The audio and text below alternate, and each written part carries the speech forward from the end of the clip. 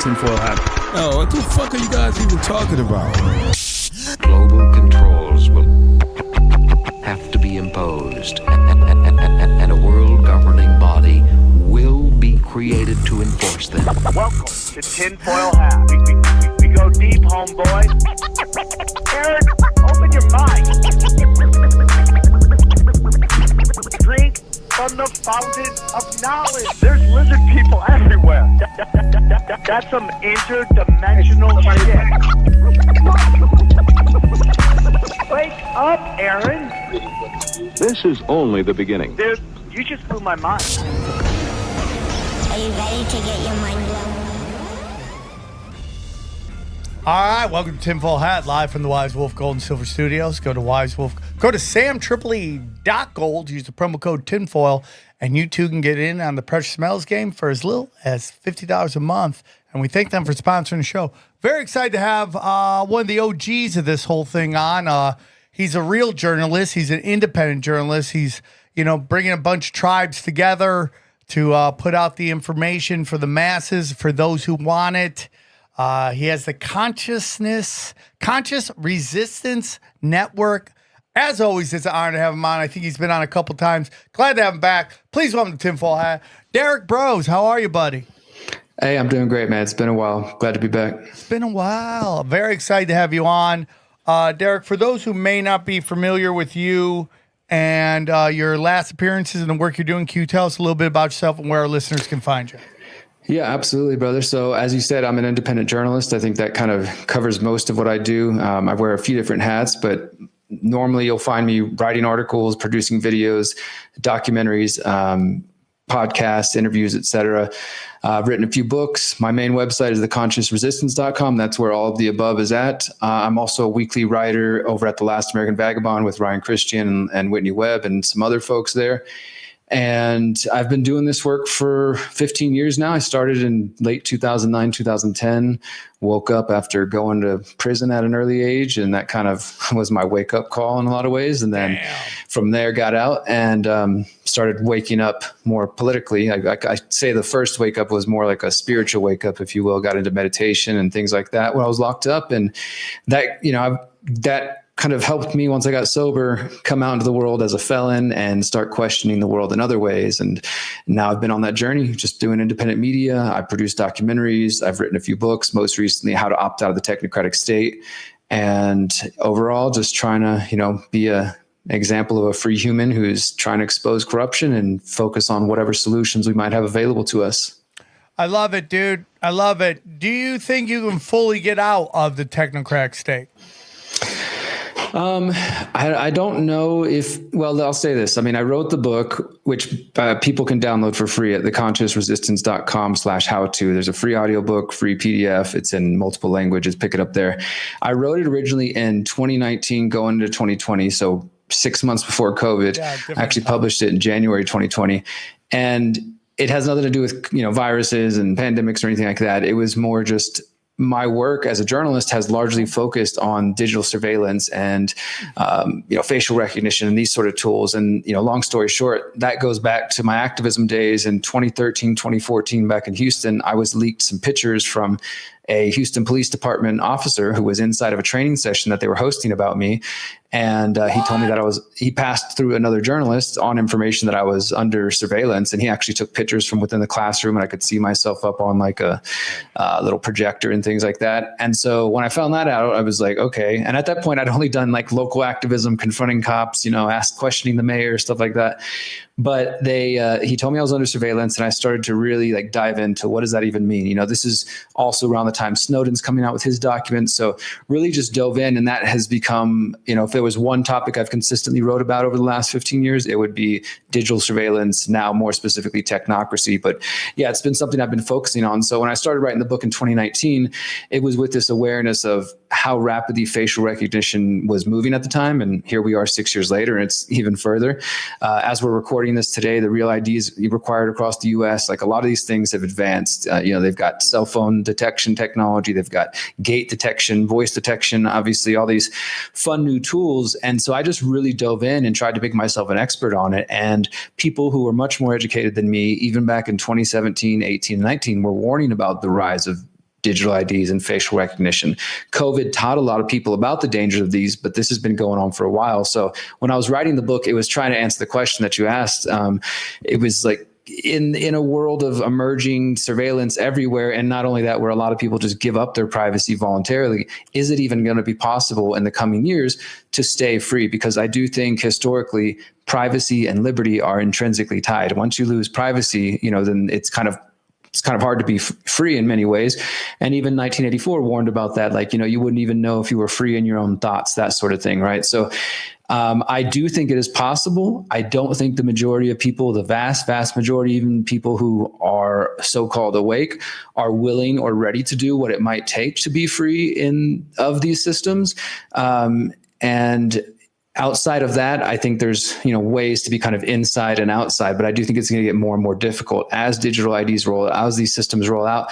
We're going to have to make a choice. Like, just in the last year, the head of the TSA has said, in the next 2 years, they expect facial recognition to be mandatory at all airports. I wrote about this in my book and was basically saying, at some point, we're going to have to draw the line. Each of us as individuals have to decide what sort of technology we want to say yes to and which ones we don't want to. And what does that mean? Does that mean you stop flying? For some people, including myself, it will. For others, they'll make a compromise. And I do think the more we make those compromises, then we get more used to this kind of technocratic world they're building. And before you know it, you aren't free from it anymore. And then it becomes extremely difficult to be outside of that system, because if like, for example, I went to Denmark recently and they don't have this full on system, but they've already got digital IDs. And I was giving talks about this and warning about this, and they're like raising their hands, Derrick, we already have a digital ID here.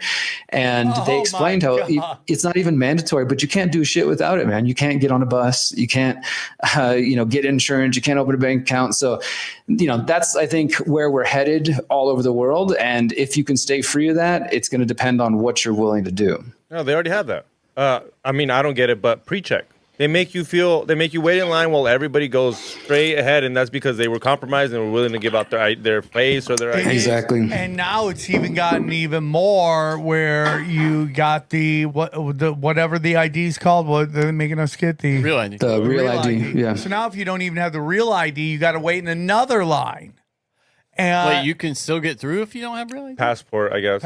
With just a passport, I haven't done. No, but I haven't flown since I think passports and global entry and all those things are forms of real ID. I think that's how they view it. But exactly. That, I don't think you can get through it all. I'm not getting a new one. I'm just going to use my passport. You can definitely still get through with just a passport. I actually just put out a report about this a couple of weeks ago. And again, this is just another gateway to digital IDs. Like right now, it's just like if people look at their ID, whatever state you are, if there's like a little star in the corner, you've already got real ID. You probably got it without realizing it. And that way, and people like Ron Paul were warning about this back in right after 9/11 when they started talking about this, that it's no longer just, Texas's ID, California, et cetera. It starts to become closer to being a national ID card. But at the airport and federal buildings, you can still use your passport for now. And then there's also two other options. Besides the new state ID, real ID, or passport, you can use what they're calling mobile driver's licenses or just digital driver's license. And again, this is like another step in that digital ID. So you can have it loaded to like an Apple wallet or a Google wallet. And in some states are now having their own digital wallets. It's still very early, but if you look on the TSA's website, it says that they'll accept that as well for right now. And so I've kind of been warning people, like, if you're already used to doing everything on your phone, for most people, it's not going to be a big changeover. Okay, all of a sudden I just throw my ID on there, whatever, no big deal, right? But that's us getting closer and closer to the sort of China WeChat system, or just one app to rule them all, one app with every single thing, your health information, your bank information, et cetera. And I think everybody here understands the danger of centralizing all that information. But to be clear, though, with a regular ID, you cannot get through. Right. No. Yeah, that's true. Yeah, 100%. So like your normal state ID doesn't work as of today, May 7th. Oh, today it started. Yeah. So, Sam, as of today, if you don't have your passport or the real ID, you will be missing your flight. Wow. Yeah, I have a little global entry thing, a little card, a little ID Johnny, card. you're such a sheep. No, it's pre-check, Sam. It's the same thing you have. Remember when you did pre-check and you told everybody to get it? So we did. Oh. Well, I do think that an important point there is that a lot of people are going to be sold these systems, not even just Real ID, but in the broader systems we're talking about here. in numerous ways. And I've always thought the two like most convenient ways is entertainment and then of course fear. And like on the entertainment side of things, we see like video game technology testing out facial recognition. So some people are getting familiar with it and comfortable with it that way. You see, like I've heard from friends who go to football games or baseball games or whatever, that most stadiums now, I think Ticketmaster, through them, they're not even allowing like doing physical tickets anymore, right? So that's all digital. Yeah. People are getting comfortable with that. And they're rolling out facial recognition at the football stadium. So it's like they're using these ways that, not to say all people who watch sports, I enjoy sports, are sheep and just going to follow along. But I do think a lot of people will be like, oh, I want to get into the concert. I want to get into the game. Okay, whatever. I'll just, do what I have to do. People aren't necessarily protesting that. And I feel like that's just one of the easier ways. Get it in through the entertainment side. And then, of course, use fear of like, we need to get digital IDs for COVID or voting or whatever. They do that at the Intuit Dome, which is owned by one of the Committee of 300, which is Steve Ballmer, who owns the Clippers. I mean, imagine being that Imagine being that powerful and you can't even get out of the first round of the playoffs. that must drive you crazy. It's got to drive you crazy. That's got to be nuts. It's like, dude, I run a giant pedophile network. Sam, but aren't the sports rigged? That's what everybody keeps telling me. I haven't even dove into it all, but is that true? What do you think? Have you guys talked about it or had a guest talk about that? We just talked about it. We just talked a little bit with Jay Dyer on that. Okay. So, we would say that they rig certain things. For sure. I don't know how they're allowed to do a total rigging with so much money being bet.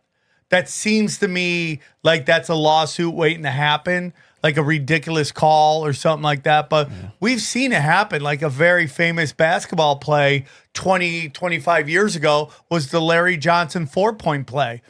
Like they needed 4 points to stay in the game, and Larry Johnson shoots, and they call a foul, and there wasn't even a foul. And I'm a Knicks fan, so. Well, that's like the one you said with I didn't know that they fired some Super Bowl refs. Obviously, because there was some sketchy shit. But us normal people that don't watch football, you're just like, it was weird that Taylor Swift made it to the Super Bowl. You knew that's all they wanted, dude. And so is it? I mean, obviously, that seems totally scripted. Her ended up there, the boyfriend romance thing, all that. And like all the sports talk radio show people who host or who are normally great, and some are just annoying, but that's why you listen to them to hate listen.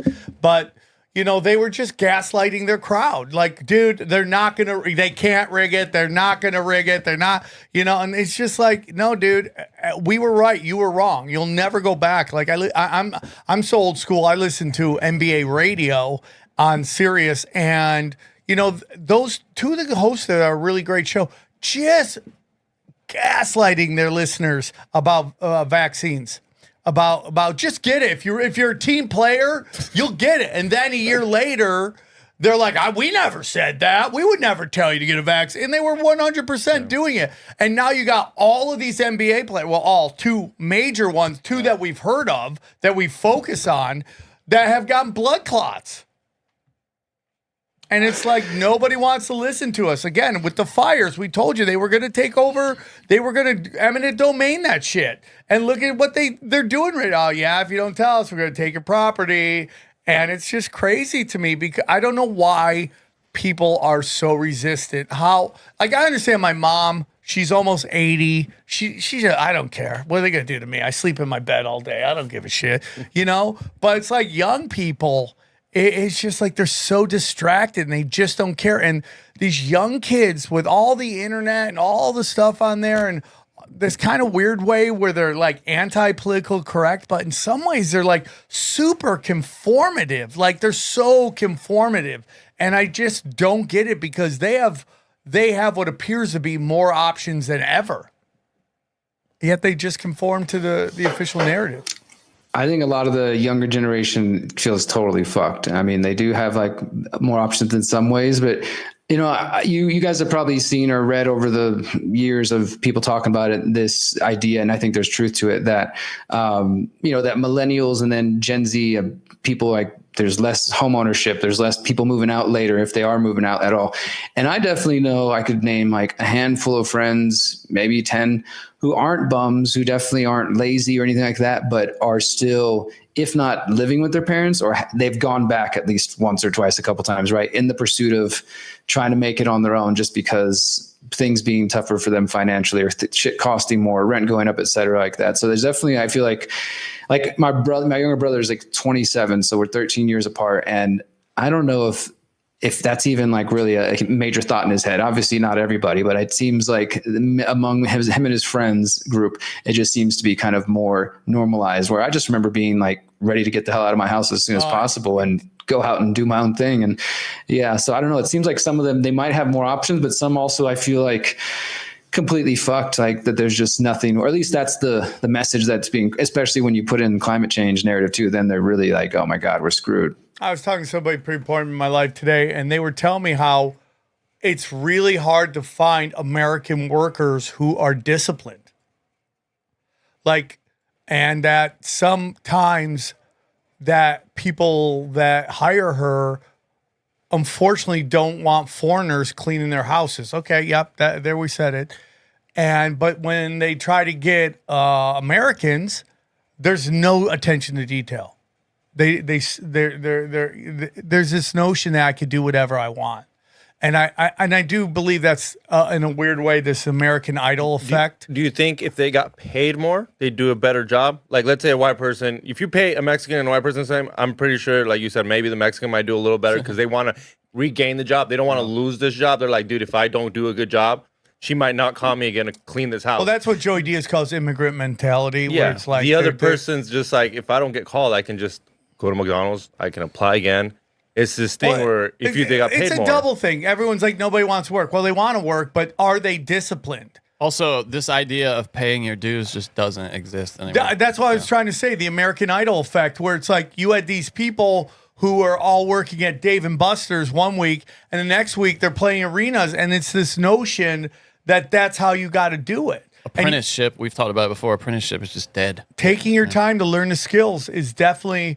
and the internet does that too. You see a lot of like comics going. People would rather be influencers or try to go viral or something. Yeah. And when that's going to destroy our country as well, dude, going viral.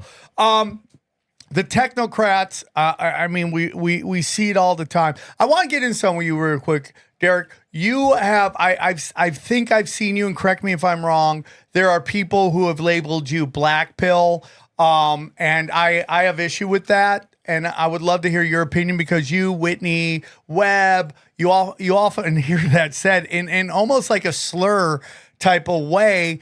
And, I've had people come on my show and talk about how they feel like the black pill label is another intelligence agency move along the way that conspiracy theorists was. The way the New York Times and all these other people, they still call it, oh, this is a wild conspiracy. Like everyone does and most people know, most conspiracies have been true.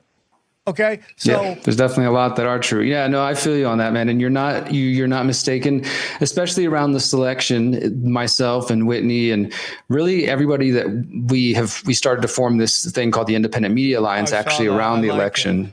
Because we were like looking around and like, man, there's a lot of people losing their freaking minds and just falling for the same old shit again or making excuses for this and from our perspective. And so we wanted to bring together people that we thought we could, collaborate with. And we've been doing these kind of bi-weekly panels. And anyways, as soon as we announced that, there was just this swarm of kind of hate coming for us because, of course, it's the election and people are losing their minds and it's the most important election of our lifetime again and all this sort of stuff.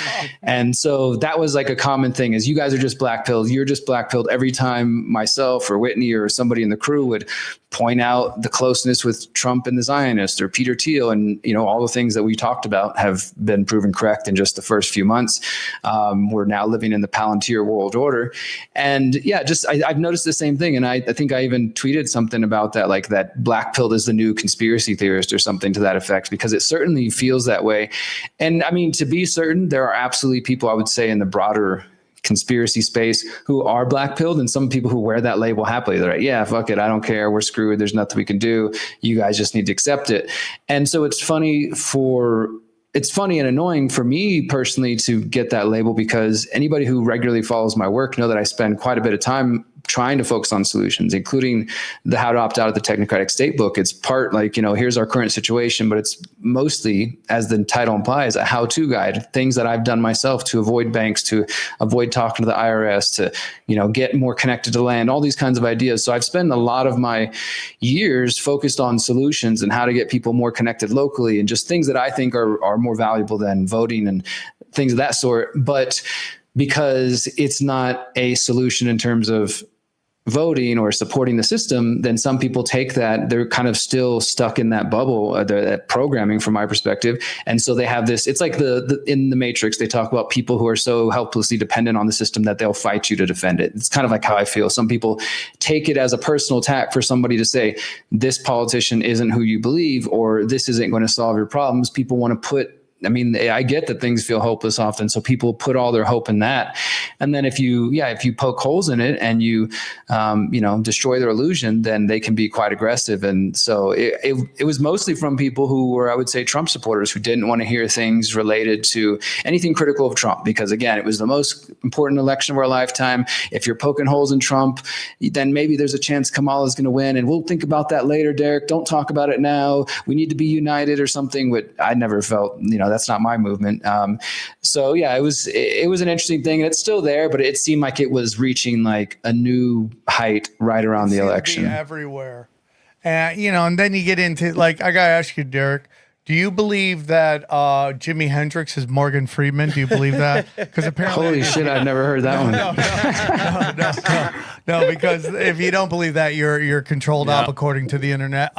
Clearly, but when you get into that, and this kind of like this thing that the conspiracy community does, that they always say the left does, which is eat their own. I see that happen all the time. And even within great researchers, I'll see great researchers going after other great researchers, whether it's saying you stole my ideas, that's not correct. And at the end of the day, it should be, do we both basically agree the government did something, the intelligence agencies did this, did that? And I just feel like that is another, I don't know if it's necessarily intelligence controlled, because I think some of them aren't intelligence controlled at all. Sure. It's just this kind of thing where it just becomes boxing. You saw that in comedy early. Like the focus is on the differences, not the similarities. 100%. Yeah, exactly. It's also becomes like a personality contest. This to me, like and look, I'm guilty of it. Like I talk shit with the best of them out there, but I don't try to do it in the sense of what we're describing here, where it's just like a personality contest. Like it's high school never ends, right? And that's kind of what it feels like sometimes. I'm on the internet and here's these different cool kids with a certain amount of followers, and then somebody goes at each other, and it's clear that some people in the audience, just the viewing public, love it. They like it. Like they get off to this shit. They like, they love the drama. It's like, I don't know, it gives them something to be excited about. They're like, forget the mainstream pop culture and drama. We want our, conspiracy drama. This person's arguing with this person and calling this person a shill. I think that's mostly a waste of time. I mean, for multiple reasons. And that's, even with saying there are people I am very suspicious of and people I don't trust. And I'm just not a trusting guy. So I tend to trust people about, the more I get to know them, especially if it's an in-person thing, then, you tend to maybe trust them a little bit more. But I kind of take everybody on that approach. Like I'll work with you, collaborate with you, network with you up until a point where I'm like, nope, they're up to some shady shit. I'm going to just move on and do my own thing.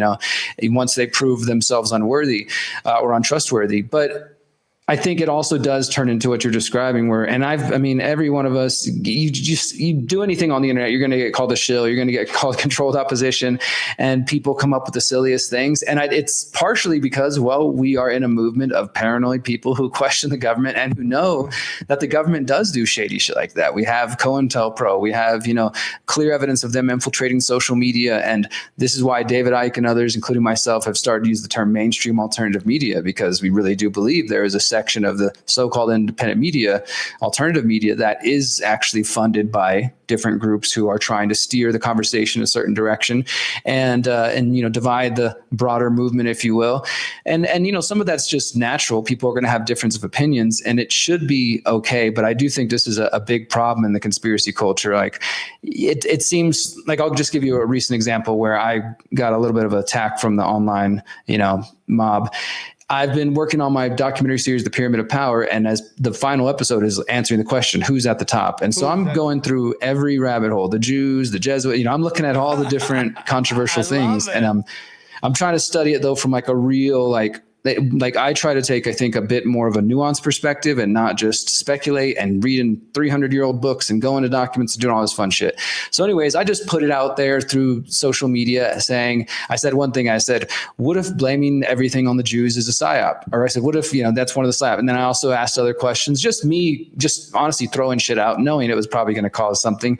But that ends up with me getting memes shared of me with a big nose and saying, oh, you're just saying this because you're Jewish. And it's just an example to me of how the conspiracy community, especially on Twitter, I think, it's not the most intelligent space to be in, honestly. I mean, sometimes I feel very separated and apart from it, not trying to, look at me, I'm so better or anything like that. But I do think there's a certain low level of discourse among some people. And it's just like, oh, this person's a shill, this person's this. And then also people repeating things. And, like somebody accuses me of something and somebody else doesn't need evidence. They just take that and run. And next time they hear my name or your name, Sam, they're going to say, no, I heard this guy's a Freemason or this guy's a whatever. They don't got the evidence for it. They don't have any proof, but it's now, being repeated and spread around. And, it is the internet. It's life, I guess. But it's, I guess many of us, myself naively included, in the beginning thought maybe we were kind of coming into a space that was more enlightened and people who care about the future of the planet and want to get to the truth. And so we're all kind of united by that desire.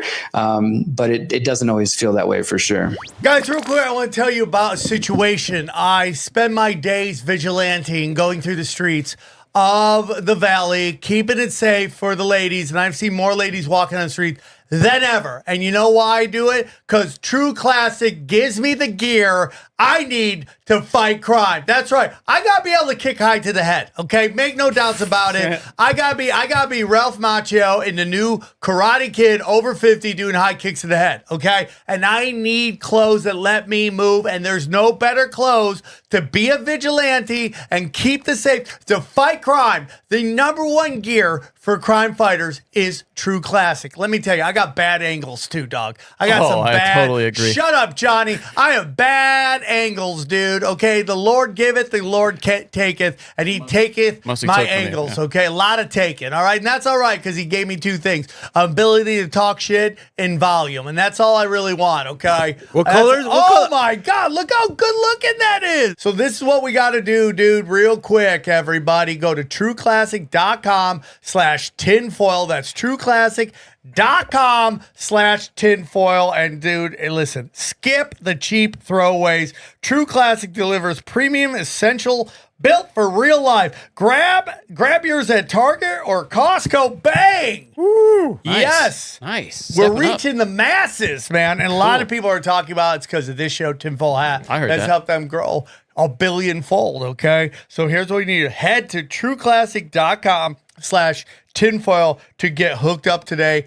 And we thank them for helping me keep the streets safe for the ladies. Thank you, True Classic. Hey guys, real quick, I'm tell you about our good friends at Wise Wolf Gold and Silver. That's right. If you want to get out of this control system of the elites, there's no better way to do it than precious metals, and there's no better people to work with than our good friends at Wise Wolf Gold and Silver. Let me tell you about Wise Wolf Gold and Silver. If you're paying attention, you know that de-dollarization is real. Fiat is fake, and you don't want to be left holding the bag when the dollar collapses. Gold and silver have been money through all of recorded history and are an excellent way to protect yourself from inflation and geopolitical turmoil. That's why I trust my friends at Wise Wolf Gold and Silver for all precious metals. All things precious metals. I love it. I am part of the Wolf Pack. Every month I have precious metals sent right to my house, and I love it. See, Wise Wolf Gold and Silver is veteran-owned and A+ rating by the Better Business Bureau. No transaction is too big or too small. You can even roll over your 401k or IRA into physical gold and silver. And if you think you can't afford precious metals, think again.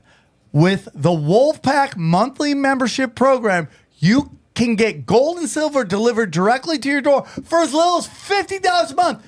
As little as $50 a month, you can have precious metals. You start loading it up, man. By the end of the year, you'll have a good chunk of precious metals. Dude, it's crazy. You just go to samtripoli.gold. You can see all the different plans they have. Man, it's like $50. Lone Wolf, Warrior Wolf, $125. Alpha Wolf is $250. And it just keeps going up. Sent to your house. Right there. It's that simple.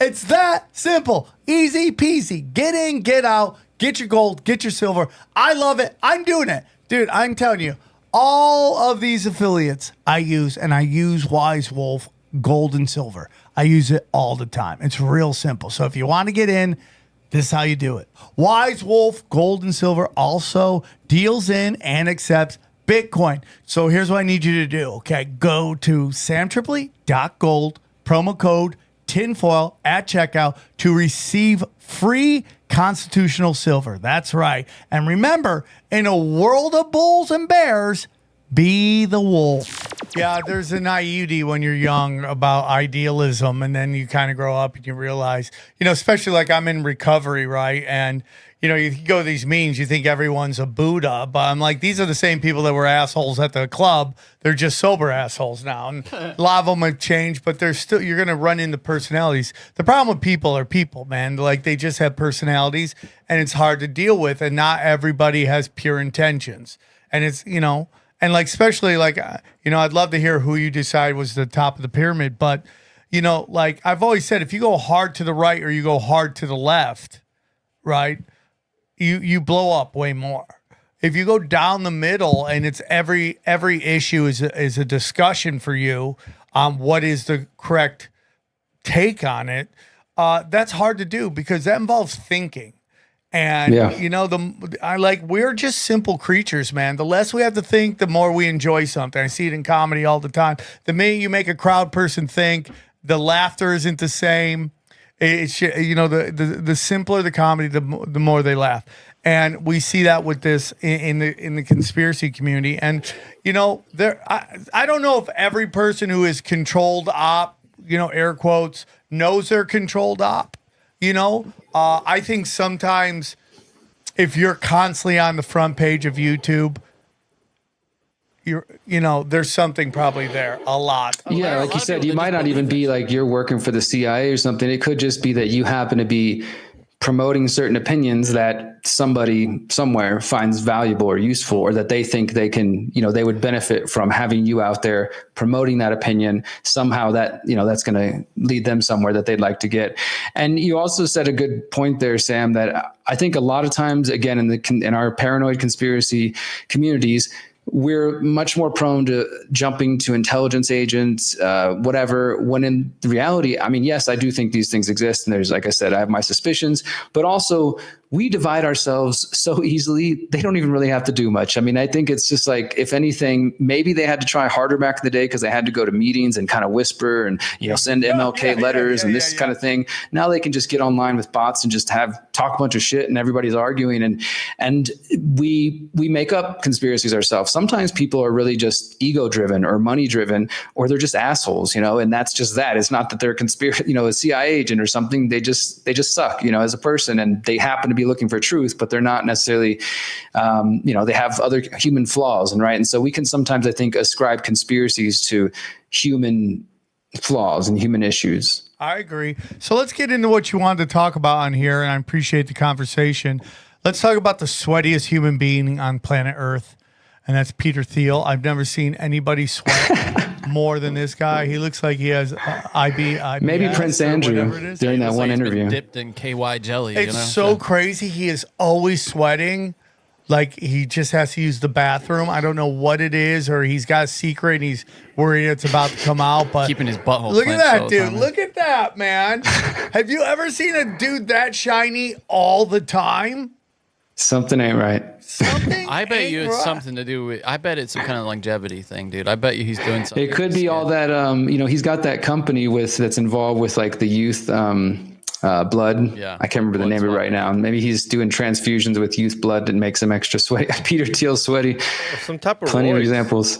He'd be on like some type of roids or something. I don't know what it is, but I've never seen that before in my life. Every picture. Oh, the other one shiny is as fuck. He said it's that Prince that always sweats. What's his name? The one that Prince Andrew. Prince Andrew. He sweats too randomly for no reason, and he was interviewed about it. Yeah, there's a reason. Yeah, because they got secrets. They got secrets. They This don't want Thiel, to. though, that's real power because there's no way he would be out front unless he, like you don't make him the face of anything. This guy, he's so bizarre looking unless you have real There's power. no picture in which he's not sweating. And he can't even keep a straight sentence. Like if you actually heard, it's not like he's some brilliant speaker or anything like that. He's like, and I'm not trying to hate on anybody with a stutter. I'm just saying this dude is like, one of the evil ones. And it does feel like sometimes like Revenge of the Nerds is what's going on. And they're billionaires now and they've got technology and knowledge about all of us. And they've gotten government contracts, military contracts. Yeah, we're definitely living in the Palantir Peter Thiel world order. And, he's part of the PayPal mafia. I think he invented PayPal. And then, Elon Musk came in and grabbed all the glory. But I guess they kind of like, hey, dude, just play ball and you'll get anything you want and more. So where do you want to go with Peter? Because he's very interesting, dude. Yeah. So, I mean, I think, again, my articles, for those folks who want to find them, can be found at thelastAmericanVagabond.com. I write weekly there. And around the election and prior to the election, but especially around the election, I was trying to point to Peter Thiel because, he was supporting Trump during the first time. For those who don't know, he's a steering committee member of the Bilderberg Group. Obviously, PayPal Mafia, as you said, Sam. Palantir is basically the private surveillance firm for the CIA. They got CIA funding from Enquetel. Their whole beginning of their project came from former government, U.S. government project known as Total Information Awareness that got shut down after 9/11 because even 20 years ago, people cared more about privacy than they do now. And Total Information Awareness, the one with the logo with the all-seeing eye overlooking the earth, that got shut down. And then the same people involved in that went and talked to Palantir, Peter Thiel, and Alex Karp, who are both steering committee members of the Bilderberg Group now, and basically helped them develop what they wanted to do publicly through the government, privately through Palantir. And Palantir has now been around for 20 years, but they've never seen as much growth as they've seen just in the first 4 years of the Trump administration in terms of like their stock and financial portfolio, but also in terms of the amount of people who are in this, what the media sometimes calls the Thielverse, Peter Thiel universe, Alex Karp, Palantir. They're all up in Doge. They're all up in different cabinet positions. Two of my articles that I think are important for people to check out, and I'll send them over to you guys. One is called Meet the Peter Thiel Acolytes in the Second Trump Administration. And so I was talking about this before Trump got into office, warning people this is probably what's going to happen. And then, once he starts making appointments, you could just go down the line and there's people who are either working for the Thiel Foundation, working for PayPal, working for Palantir, somewhere connected to Peter Thiel and, close relationships.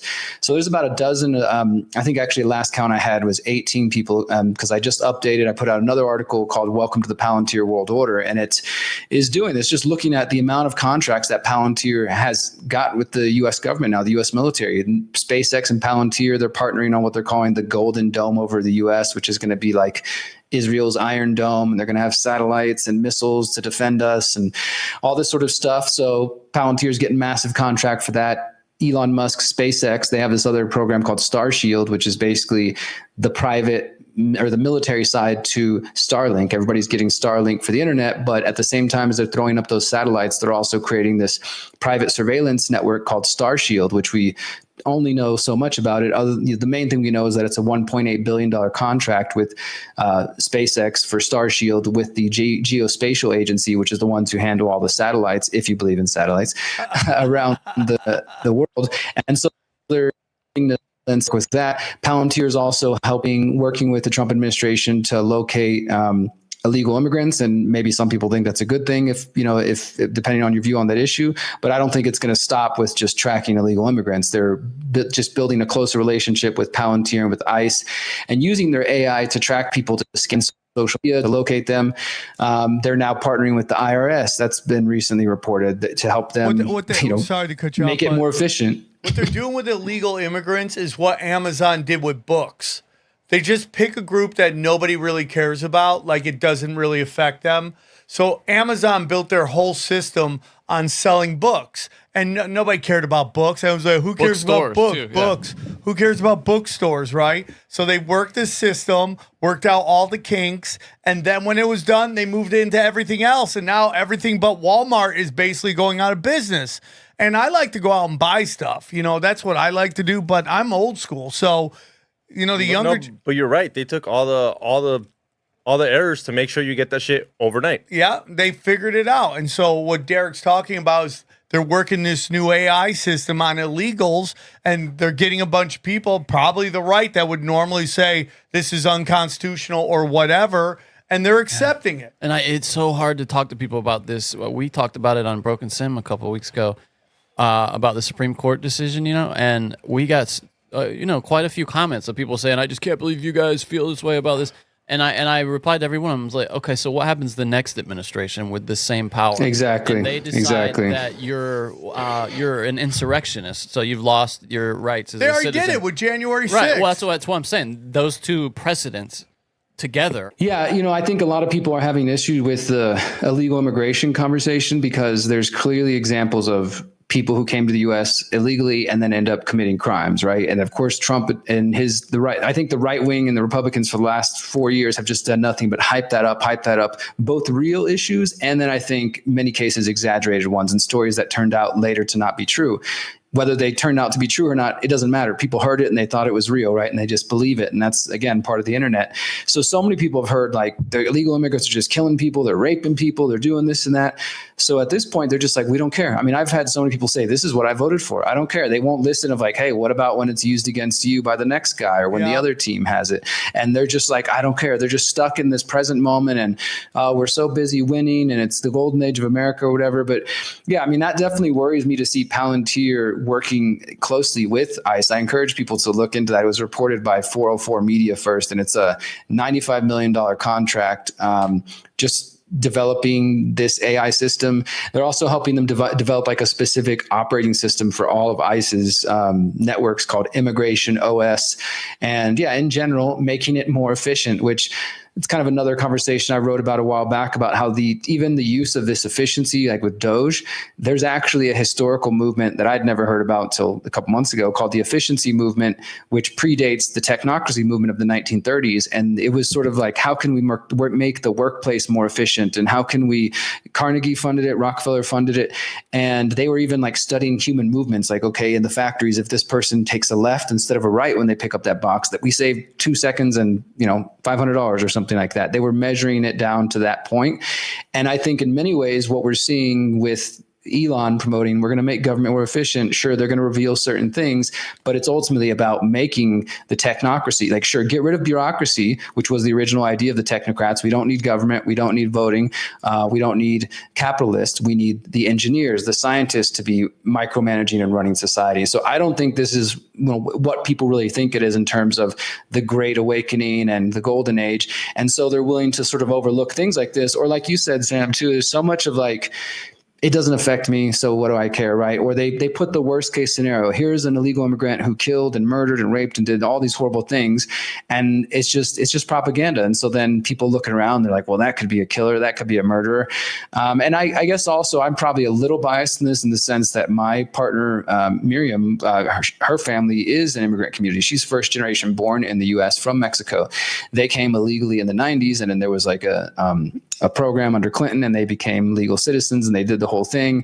Good, tax-paying, upstanding people. They live in a small immigrant community north of Houston, and I wouldn't say everybody there has their paperwork in order necessarily, but they're all good people. They're just people like raising their kids and just living their lives. And so there's clearly going to be, just like with everything the government does, going to be innocent people mixed up in this. And that's what we saw post 9/11. They built up all the terror. And so then they start doing rendition, kidnapping people off the streets, and, random brown people and Muslim people getting mixed up in it. And then like, whoops, sorry. And those lawsuits are still going on to this day. A lot of people don't know that. They're still trying to fight for justice of people who are illegally taken with no proof of terrorism or anything like that. And who knows if in like 5-10 years, we're going to be seeing lawsuits about what's happening now with them taking people away and then realizing, oops, we made a mistake. But, January 6ers, for sure. I mean, when you go, I'm okay with illegals being deported without due process, okay, you just know that that is the same argument being used against January 6ers, that they tried to overthrow the government. Okay, and we saw this with California. Do you guys remember when Gavin Newsom, okay, was like, hey man, stay home, be indoors because of COVID, while simultaneous saying, because of COVID, we're going to let all these prisoners out of prison. I don't know how you have those two thoughts at the same time, but it becomes obvious what they wanted to do, which was a surge in crime. So once you get a surge in crime, then you start having people beg to be saved. It's the classic demoralization, so that you can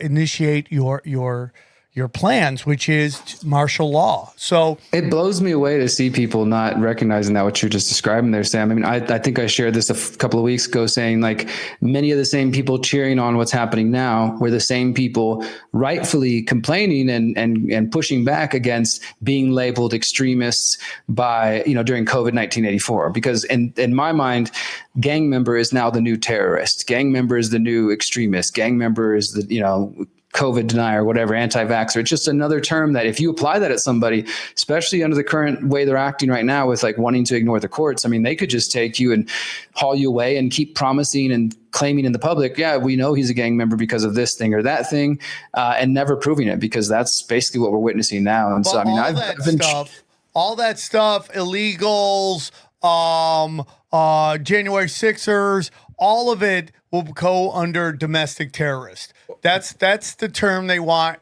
everybody. That was what the governor kidnapping psyop was about. That's what January 6th is about. Getting everybody okay with labeling their neighbor as a domestic terrorist. And once you do that, your constitutional rights are gone. So, I say it on every show I go to. I'm sorry, guys, if you heard a bunch of times. But the ACLU, back in the day when they actually did good work before Trump shish kebabbed their brains, okay, they would go defend the worst of the worst, because you had to defend them. Because if you sacrifice your principles on people you don't like, it will be used against you again. Everything's about getting you okay with black bagging people. Yeah, exactly. Remember, this all started back with Obama. It started long before that, but in modern times with Anwar al-Awlaki. Remember that guy? He was a U.S. citizen, and he was droned without any trial or anything abroad. They murdered him. The government didn't even attempt to bring him back for trial. 8 years, 0 scandals. Remember? They also killed his son too, in a separate drone bomb. Yeah. And then you know what? Trump killed his daughter when he was in office with a drone bomb. Oh, I didn't know that. His daughter. They're just killing bloodlines. Yeah, Trump dropped more drone bombs than Obama. That's another thing. Like, there's this bullshit about him being a peace president that, he didn't start many, new wars, which is partially true, but also it's a kind of a low bar to think like, okay, he just kept, the many wars that the U.S. has going on. He didn't bother to stop them, but he actually dropped more drone bombs than Obama. And then also when he was in office, he passed issued an executive order removing the reporting requirement. So when Biden came in office, we actually have no idea how many bombs Biden dropped, drone bombs, because they were no longer even, not that we necessarily would trust the government reporting, but you can imagine if they're willing to say 100, there's probably more. But yeah, after Trump dropped his record amount, he decided there's not going to be any more reporting requirements. So during Biden's term and now Trump's second term, we have to rely on like private organizations that are doing their best to, follow the media and on the ground reports of drone bombings. Yeah, and you don't start a war if you don't have to go declare a war, right? Like, we used to have a checks and balances where the Congress or the Senate would have to green light the war. That's done. Syria, Yemen, we don't do any of that. And then we have cutout agencies that do our dirty work. The IDF, Israel, Israel, of course, but ISIS, those are all proxy armies. And it's mainstream now. Ron Paul was laughed off the stage multiple times over the years, in 2008 and 2012 for bringing up that very issue about not declaring war, Congress losing their power, to declare war, because we just have these actions. They haven't followed that for so long. Like, that's why, like you said, they just laugh at it because they're like, come on, we know nobody's asking for a declaration of war anymore. In fact, the last time it almost happened, it was during Trump's first term, because he was funneling billions of dollars to the Saudis as they were starving Yemen. And you actually had like a brief moment, bipartisan support, where they got a bill passed that said that they would basically require the president to issue a declaration of war. And Trump vetoed it. Because he didn't, of course, didn't want to have to do that. Yeah, 100%. So, you, of course, he hadn't started a war because we don't do traditional setting up wars anymore. So that's how it goes. Hey, guys, real quick, I want to tell you about our good friends at MeUndies. Listen, let's talk about the real MVP of your wardrobe. The one thing that you should never let down, your underwear. So if you're anything like me, you know what I'm talking about. It's time to upgrade. And I did this with the Ultra Model Ball Caddy Boxer Briefs from MeUndies. Ball Caddy is really the perfect way to describe how they feel. Dude, your nuts feel loved. Constantly caressing you.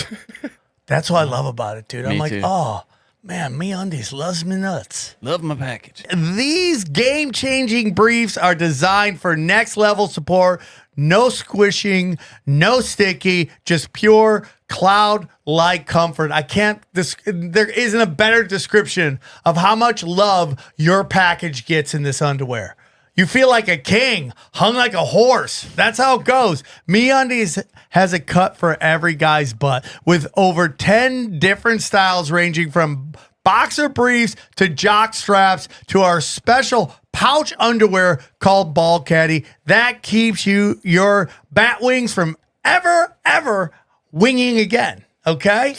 Ever. I hate that stuff. Okay? I hate it, Johnny. You're always complaining about your balls sticking. What does that mean, bat winging? When your balls stick to your leg? That's the worst, Johnny. As a real man, you know what I'm talking about. Right? Yeah, because they've been hanging, they slap on. They stick, and it's just uncalled for. MeUndies' signature softer than soft Ultra Model fabric is breathable, stretchy, and so comfortable. Really It's super so comfy. Okay, so soft. Making it ideal for all day wear. Okay, they use sustainable source materials that work with partners that care for their workers. Not happy with your first pair of undies? It's on MeUndies. So here's what we need to do. Slide into game-changing comfort with MeUndies. Support the show by going to MeUndies.com/tinfoil and use our code tinfoil to get 20% off your first order plus free shipping. That's MeUndies.com/tinfoil, code tinfoil for 20% off plus free shipping. MeUndies, comfort from the outside in, and we thank them for sponsoring this show. Now, are there things I like that Trump says he's going to do? Yeah, of course. What he says and what he does are two different things. I'm still waiting for anything on the IRS and the Fed. But, I mean, if you said you did that, I'd be like, I'd take it at this point. These tiny little wins here and there. But overall, it's like, new boss, same boss. I mean, Trump, in one of my mini documentaries I put out a couple of weeks ago, people can find it at my website. It's just like 15 minutes long, and it kind of summarizes my articles about Peter Thiel and Palantir. And I mean, when you go through that list of people I was saying who are connected to Peter Thiel, it's not just that they're connected to Peter Thiel and Palantir. I think that's enough of a reason to be like, okay, let's keep an eye on these people. But you've also got, besides the two steering committees and members of the Bilderberg Group with Alex Karp and Peter Thiel, which is already crazy to think that, not to say that they have never had influence in the White House, but we're talking about the dude who funded the entire Senate run for the current vice president.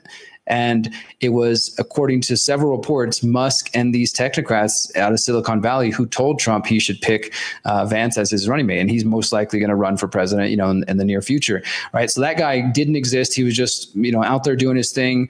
Peter Thiel funds him with the biggest donation of $21 million. He wins a Senate seat. He's got like a Netflix movie all of a sudden for his Hillbilly Elegy book, and then he's vice president, right? These are these are important people that they're choosing. But you also see former young global leaders. You see attendees, like regular attendees of the World Economic Forum. And I just know that if it was the other, the shoe was on the other foot, if this was Biden, and not to say they're not affiliated with him, but just people will call these things out. But then when it's with Trump, I don't know. I was asking myself this today, like, is the Trump cult bigger than the Obama cult was? Or because there was never really a cult around Harris or Biden. It was just, they hate Trump, right? But Obama legitimately had, mass hysteria around him. And I don't know. And some days I do think that the Trump hysteria is worse, because I think we can all agree that for the most part, historically, the right, the Republicans, have at least been the ones that pretended to care about small government and pretended to care about the Second Amendment and certain things that you don't have to be a hard right, far right figure to care about and say are important. But in many ways, it seems like they're willing to say, okay, well, who cares about the Constitution? Because, we want King Trump in there. And then they're cheering on him, talking about running additional times, saying he's joking, even though they're selling 2028 Trump hats now, or tweeting out a picture of himself as Pope. Like, there's, some people pushing back against this. But for the most part, I just see a continued deification of him. And of course, that goes back to, the alleged assassination attempt and people immediately being like, he was saved by God. That's why he's here now. Yeah, I instantly didn't buy into that. I know those events, they have layers there. And that guy, if they want him dead, he's not getting out of there. And because the people who are meant to protect him are in on it as well. And there's a part of me that thinks with Trump, there is fatigue of fighting the fight. And they just want to be, please, just somebody be on our side. So when you go, oh, he's just as dangerous. I always said, let's say Trump has the greatest presidency of all time. It's everything we've ever wanted for 364 days. Well, 365, he still should be putting his feet to the fire. It's free to do. And, somebody a long time ago on one of my premium content shows was like, when the press and everybody hates the president, it's a little better because they're constantly calling him out on his bullshit. When everybody is kind of sucking his dick, then you can get away with more shit. Like Obama. Yeah, he deported more people than anybody, but everyone forgets about it because he's black. He's black. If he deports, it doesn't matter. He's an outsider when he's really a Bush who's gay. I mean, and who cares Bush what your had it sexuality too after 9/11. I mean, he was just cloaked in righteousness he got 2 years of just a blank check for 2 years. Bush I mean, the Iraq thing could have never happened without that. There's no way that would have happened. Well, that's what my whole thing with all these anti-Semitism bills. It's like, you think if you allow it to keep going, we're all goose stepping the ovens. Yeah. But in reality, 9/11, which Netanyahu was begging for, cost 4 million Iraqis their lives. That's literal death, not figuratively. And then you see like the far right and their Zionism doing the same thing that the progressives do, which is arguing about ideally what could happen. Not what is happening right currently or what did happen, but the idea of what could happen. Oh, dude, if we allow this speech to still happen, we're all going to be Nazis. And there's going to be, well, the Nazis worked with the Zionists. What are you talking about? The first head of of NATO was a Nazi. They didn't change their names. They were all the exact same guys.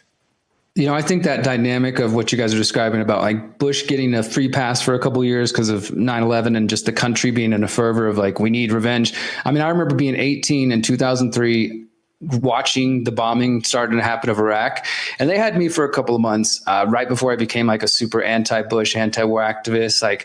But they had me for the first couple of months. I remember watching on TV and thinking like, oh my God, we're getting a bad guy. Like there's, they're dropping bombs on some bad dude. I didn't know shit about anything, but that's just what, the feeling was. That's what I was being told. And I think that it's just a perfect example of how the system in general passes the baton back and forth, and it allows people to just stay trapped in it. Because, Bush got to play the role of neocons. We all know the neocons are running the show and killing everybody. And there's rendition, there's profiling in the streets, there's all this stuff. And then here comes a young black man, constitutional lawyer, who's saying, we're going to end all that stuff. We're going to end the surveillance. We're going to look into the torture. We're going to do everything. And then, of course, we all know he gets in office and immediately says, we need to look forward, not backwards. And then goes and does like everything that Bush did and 10 times worse. And people are like, well, he's still better. Let's elect him one more time.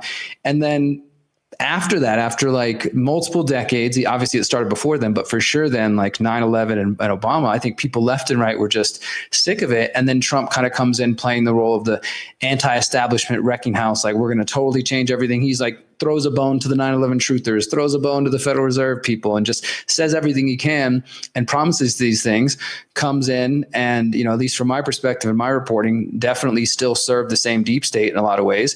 And my view is that all the alleged attacks on him, some of them I think were people who legitimately are just got, Trump broken brain, but it was done in a way, I think, an operation done on purpose to make the public lose faith in the corporate media, which on one hand I cheer, of course, but then at the same time, like they attack Trump for bullshit that is easily disprovable, Russia, whatever, right? People start to lose faith in the corporate media, and they're like, well, if they're attacking him, he must be a good guy, right? I mean, all the worst people in the world that we know are horrible. They're attacking this guy, and he says, I'm the only thing standing between them and you. I'm the one, they're coming after me because they're trying to get to you. This whole narrative.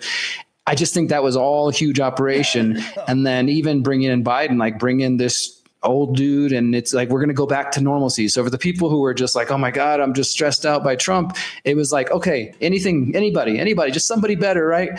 And then of course, telling the other side that the whole thing was stolen from them. I just feel like that's how they build these narratives. And then of course the war continues, the Zionism continues, et cetera. But there's just these narratives that they're putting in front of us and then using social media to maximize the reach and allowing that baton to just pass back and forth and back and forth. And so Trump builds up a surveillance state that he inherited from Obama, that Obama inherited from Bush, and then Biden continues it. Biden continued deporting, continued all the things. And like you said a moment ago, brother, like the people will say one thing if it's the left, but then they'll ignore it when it's the right, and vice versa. And yeah, I mean, it's an intelligent operation, whether it's done by intelligence networks or just it's just happening by circumstance. But I definitely, in my view, these narratives have been crafted specifically because, like Ron Paul has mentioned, when they didn't want Ron Paul to win or even get support in 2008 and 2012, if they mentioned him at all, they talk shit about him. But for the most part, they just ignored him completely. So I think that if the media ever really didn't want Trump to, back in 2015, if they were just like, let's just blackball this guy, they would just not report on him. Instead, they reported on every single thing he said, every tweet, every stupid, just whatever, just hyped it up and built it up. So I don't think that there was this effort to keep him, from the White House and keep the people away from the anti-establishment hero. I agree. And, we talked about Q a lot back in the day, and I said this on the show that Q could easily be them telling us everything they're doing because they wanted to destroy the old system. And sure shit, everything's going away. They are destroying these institutions. We are like, the WEF is on the brink of extinction. The UN's on the brink. This and that and this and this and that.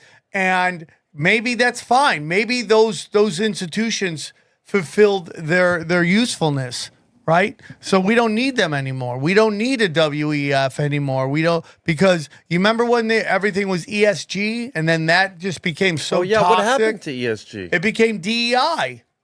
Yeah, and they've got something new now. I can't remember what it's called, but they're phasing DEI out in favor of this other acronym that I forgot. Right, so now that's dead. There's always another acronym. Yeah, well, we have global boiling now instead of global warming. Right, so a word gets a phrase, a word, a label gets so toxic that they just change it with a new term.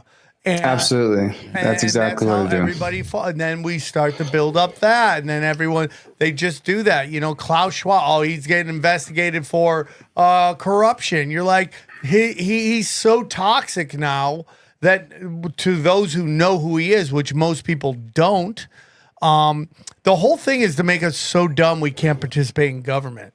Saturate us with useless knowledge so we can't participate. Sam, what you said there about them, the WF was the focus for the COVID years, and now they're kind of maybe drifting back to the background for the most part where they've been since the 70s.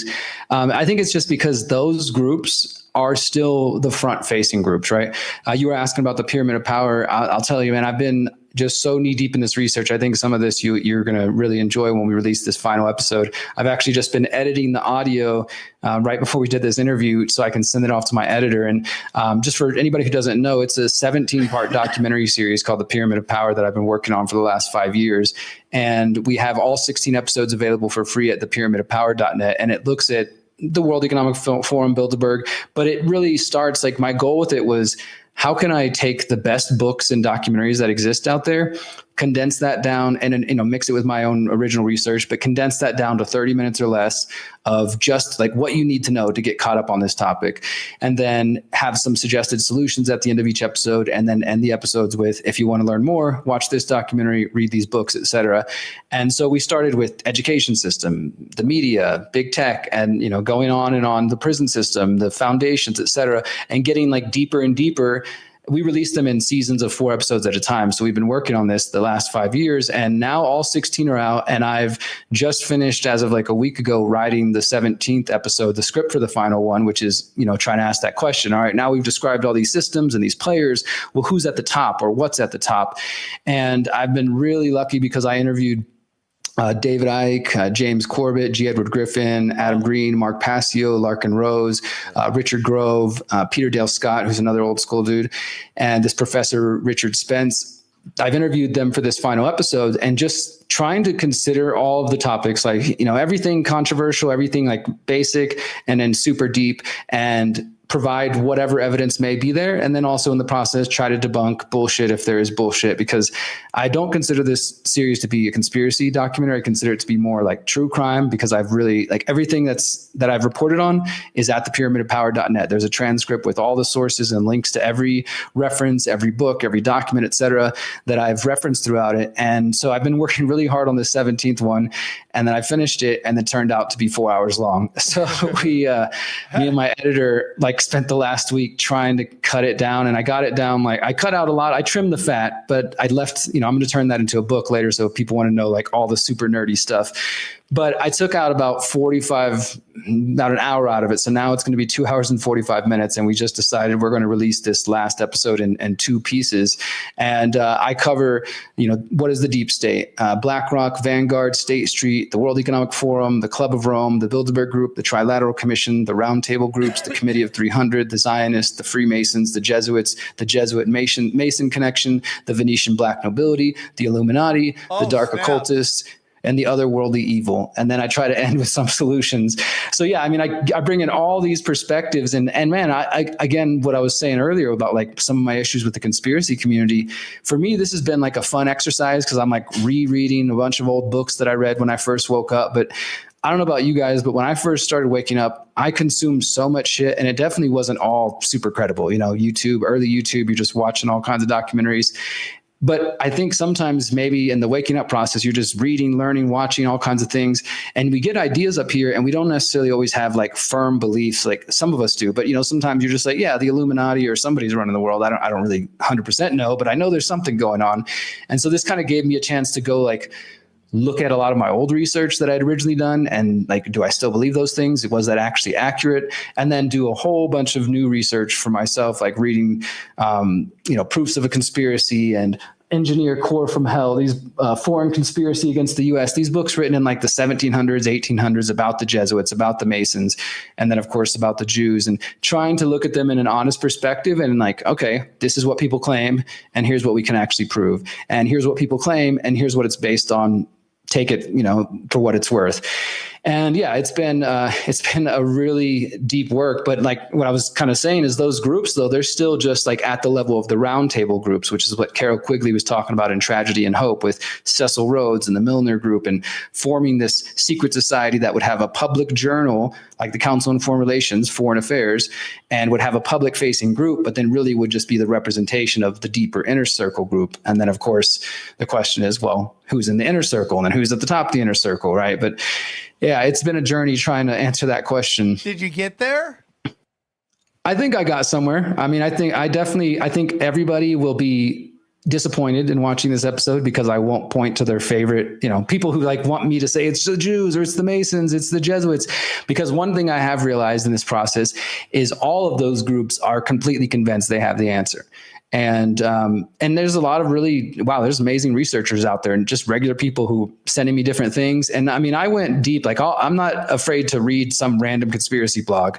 I've probably read too many things, wasted too much time, but I'm like looking and scanning for like, okay, is there anything here? Okay, this is bullshit. This is just somebody's fake meme with a fake quote on it that doesn't actually lead to where they claim it does. But then other times I'm like, okay, there's actually some deep shit here, and I would say the longest sections of the entire thing, because we're going to split it up right at the Committee of 300. So then the part 2 will pick up with the Zionists, the Jews, the Masons, Jesuits, etc.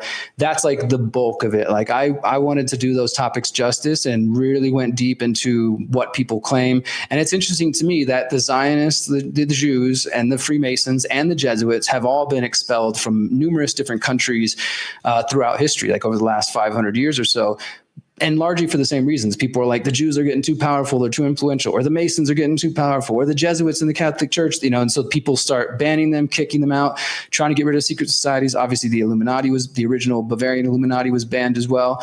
And so there have been conspiracies like there's really not much to do, honestly. Like so much of this stuff was written 250 years ago, but then in our modern time, people are repeating things that they might not even understand what the origin is of it. And some of those origins aren't the best. Like some of them are just like, for one example, like the protocols of the elders of Zion, right? That's like the alleged secret plan of the Jews for world domination. And it's an interesting read. And a lot of it seems to be happening in our world, right? But there are definitely, I think, fair bits of evidence that show that it is a forgery. Doesn't mean there isn't a Jewish agenda, but that particular document, I don't think that's like you should hang your hat on it. And then at the same time, you've got another document that it's just funny. There's multiple secret documents that have been exposed in the 1800s where one of them is this guy who claimed that he was a young Jesuit novitiate. He was early on. He says he went into the father's house trying to ask him a question. And he discovered a library and he starts looking through the library and there's 3 layers of books. And in the back,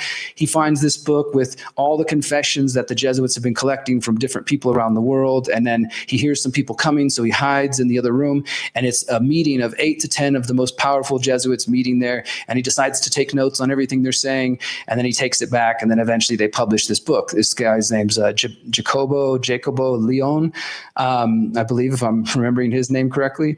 And that book is out there. It's one of the books that a lot of people who blame things on the Jesuits would like say, hey, look, see, here's their secret plan. There's multiple secret plans alleged about the Jesuits. One, which is the secret oath, where they have to allegedly hold a dagger to their chest, and they say everything like, I'll smash a baby's head against the wall. Like literally that's part of the thing, and amongst other crazy things, and just saying we'll do whatever is called upon at the threat of being torn apart, Yeah, I'm with you. So what was that Julia Roberts TV show or movie? What was it? Julia Roberts? Yeah, you remember it was on Netflix and it was like big. It's like The Last Day or all. Oh, yeah. The Obama funded movie? Yeah. Yeah, what was it called? Okay, I bring this up a lot, but there was a line in there. Oh, I remember that. The line that leave the world behind. Yeah. Leave the world behind. And it was that line that I forget the actor's name. It was the black actor. I forget what his name was. But he basically said that, he was a friend with a billionaire, and the billionaire would always give him advice on life. And one day he calls the billionaire, and the billionaire is just shook.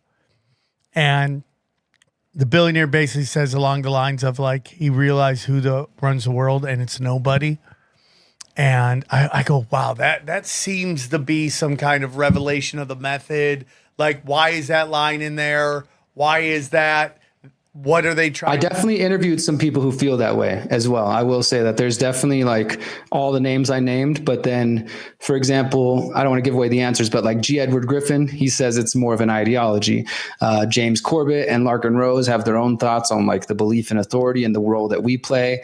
I think it was Richard Grove who said that there's no capstone, that he doesn't think there's a single top of it, that it's more like these interlocking groups who are 9 times out of 10, they're going to agree on something over the people, but they still maybe have conflicts and factions and kind of their own ways. But ultimately it's just like maybe one final ring as opposed to one single group. I mean, I guess that's a group, but as opposed to it just being one person. And then of course, Ike has his theories on other dimensional, he talks about the reptiles and the answer. And Mark Passio, he's an ex-Satanist who, has a lot of very passionate guy, Mark. Yeah, Mark's a crazy dude. He's a cool dude. I love Mark for his rawness. But yeah, he talks about, what he calls the dark occultists and his own theories on that. So there's definitely different people providing the answer, which I think does balance the thing out, right? Like, again, I'm not approaching it from just being some like old school conspiracy documentary. Of course, some people would just dismiss this all as conspiracy, but everything in there is something that I can at least point to a document, point to a reference and say, hey, here's where this comes from. You decide if you think it's true, right? And if you do, then great. You believe it's the Jews, you believe it's the Jesuits, whatever. I think it's probably more like if I had to point to those top, and then there's also the Venetian black nobility. I think that, or just the black nobility, I think that's a big part of it as well, which is just like these old houses, the old royalty that have kind of drifted into the shadows that most of us don't think about, but they still hold a lot of the land across Europe and a lot of the wealth. And so there's writers who talk about the black nobility of Venice and Italy. Yeah. And then of course this intersects with the organized crime and how that they went into England with the inner city of London, financial district, etc. And so you've got like the houses in the Netherlands and Greece, the UK, of course, and a few other nations that people kind of point to as like those families. And then some names that are, these aren't necessarily the Rockefellers, the Rothschilds. Of course, a lot of people do still think the houses of Rothschild in France and elsewhere are up there, but a lot of them are these like Italian families that none of us would necessarily know deeply or recognize if we heard them. And I do think there's probably some truth to that. And then of course, obviously the secret society element is a whole nother component. I mean, if I wanted to make this like a 10-hour documentary, which was not my goal, I could have kept going and I probably even went a little too deep. That's why we're splitting it off. But I'm hoping that people who are super into this idea, they can watch the original series. And, again, it's mostly, I'd say 70% of them are 30 minutes or less. There's a few that are 45 minutes. So by the time you get to this last episode, you're pretty excited about, okay, where's this going? So the other cool thing I just want to mention is the entire series was completely crowdfunded over the last 5 years. I've raised about, I'd say like $50,000, and it's all gone to my editor. I haven't got paid for any of it yet. I do all the research, I write all the scripts, and I record the audio narration. And then I send it over to just a couple of amazing editors I've been able to work with, and they make it really shine and pop and just done some just incredible visuals. So we're actually still doing crowdfunding right now. If anybody wants to support, we're just, like I said, finishing this final episode. And now my part is thankfully about to be done as soon as I finish with the audio. And then hopefully we'll have it out by July. But it's been really cool. People have been telling me that they have used it to homeschool their kids. Like they make them watch an episode and then do a report on it. That's cool. I've had somebody tell me they were like a substitute teacher at some school and they played it for their students. They played one of the episodes. That's cool. And then somebody told me like, oh, I'm sharing it with my 18-year-old son. He loves it. I'm sharing it with my 15-year-old. Like this was to me like the kind of thing that if I was just waking up, this is the quality of documentary I would want to watch. That's basically what it is for me. And so I very much made it in mind of like, this is a tool. Like, yes, it's entertainment in a way, and I get that. But I put a lot of effort and love into this, and I want people to use it as that tool. Like if you can convince a family member to just watch a 30-minute episode, right? Then maybe they watch the first one. And the whole idea was like, it's for the binge, it's bingeable. It's for the Netflix generation. The idea is like, okay, if I can suck them in with one, then maybe they just keep going, right? And by the end of it, their whole mind's blown. At least they're asking questions, right? I love it, dude. Where can we crowdfund it? So right there at theconsciousresistance.com, there's a banner on top that if you click that, it'll take you straight to the fundraiser page. And I'm actually doing that one is, so yeah, actually people have donated while we've been doing this. Cool. So we have that if people want to do like fiat, but also if you check that info, there's another fundraising campaign if people want to do like Monero for a little more private. It's through a website called Kuno. It's right there in the description. But yeah, people can just check that out. I mean, of course, any support is always welcome. It's been just a huge honor, like to look at the comments and the things people share. It's very humbling for me because, as I said, this has mostly been a labor of love. But now that we're about to be done, my goal is to take all of the scripts and we're going to do some editing to make them more formatted for a book, and then they create the Pyramid of Power companion book, which is going to have the full final episode without any of the cuts that I made. So it'll have like extra nerdy details for people who want to go down those rabbit holes. And then we're going to turn the whole series into some DVDs for people who want to do that, and then USB drives, because because I also have like 3 hours of bonus material from all the interviews I did. Obviously, like, we're just using like 1 to 2 minute clips of each guest's answer, but I've got, an hour plus with David Icke, an hour plus with G. Edward Griffin, et cetera, that I just haven't released at all. So those are going to be included when we get to that point after this summer of releasing, like, here's the full on collection. And I think this is probably going to be a project I promote for the rest of my life for sure, because it's meant to be evergreen. Like, there's nothing in this that'll really age it in 5 years. I just wrote it in a way that's not hyper, focused on things happening right now, but more just the bigger picture. Yeah. And I think it's important because people can get lost in I feel like Jews are low hanging fruit. Yeah. I think there is a lot of content creators out there that get pushed out because they push this narrative, which is, it's the Jews, because, there is an aspect of spirituality to this. There is an aspect of, like for me, like a big argument for God is the devil, is Satan, is the darkness. And, the duality of life. If there's a bunch of people buying into this dark realm, there has to be the opposite of that, which is, love and all that stuff. And these people really push it, and we're just seeing it right now where it's so out in front of everybody so much. Oh yeah. And it makes me skeptical of like how much the Jewish question, as people like to call it, is going in that direction. Like, and obviously like there's Zionist influence, Jewish influence, absolutely. And in fact, in each of those sections I go through, I'm like, okay, here's all the people and institutions we mentioned. How many of them are Jews? How many of them are Jesuits? How many of them are Masons? Just to kind of like, let's just do a rough count, right?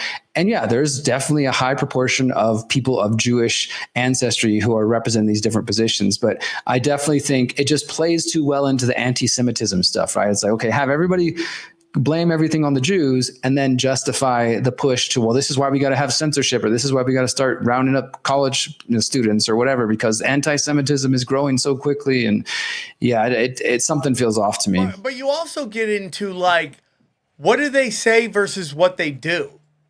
Like, it's easy to say Jeffrey Epstein, Jew, right? It's very easy to say that because that's the presentation. But like when you go deeper, there's all this occult symbolism with him.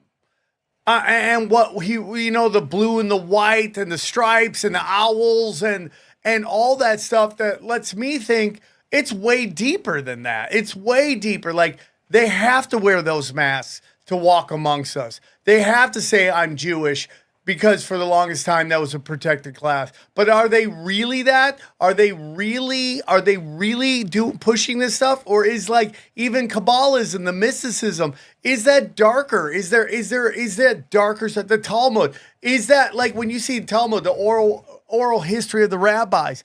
Once you see the Babylonian oral history of the rabbis, that Babylonian right there, that takes me to a whole nother place, which is much deeper.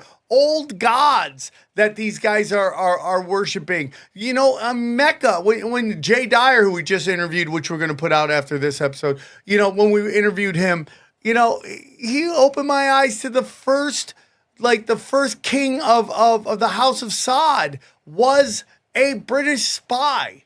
Like, they go around a black cube. Where's that in Abrahamic faith? Yeah, there's definitely something else going on. I mean, I did interview Adam Green of No More News, and he's hyper focused on the Zionist, the Jewish angle. But even he was like, to blame it all on all Jews is just too simplistic. But he definitely is like, to him, it is this Judeo-Abrahamic religion and all the kind of connections and the psyops around that he thinks are sort of, he would place that at the top.